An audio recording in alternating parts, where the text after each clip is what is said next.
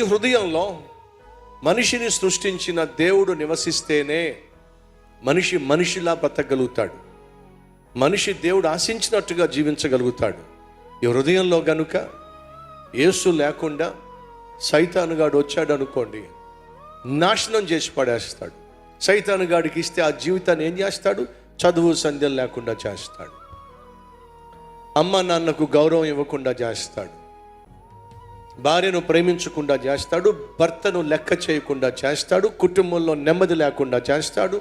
ఉద్యోగము సద్యోగం లేకుండా చేస్తాడు. ఆరోగ్యమే మహాభాగ్యం అని మన పితరులు చెప్పారు. అసలు నీ ముఖానికి ఆరోగ్యం లేకుండా చేస్తాడు. ప్రతి విధమైన పాపిష్టి అలవాటుకు నిన్ను బానిసను చేస్తాడు. సుఖం లేకుండా చేస్తాడు. సౌఖ్యం లేకుండా చేస్తాడు. సమాధానం లేకుండా చేస్తాడు. సంతోషం లేకుండా చేస్తాడు. సమృద్ధి లేకుండా చేస్తాడు. అదే ఇప్పుడు నీ జీవితంలో చేసేసాడో. ఈరోజు నీ జీవితంలో సుఖం ఉందా? సంతోషం ఉందా? సమాధానం ఉందా? లేకుండా పోయింది. కారణం తెలుసా? నిన్ను నడిపిస్తుంది సైతాను కాబట్టి.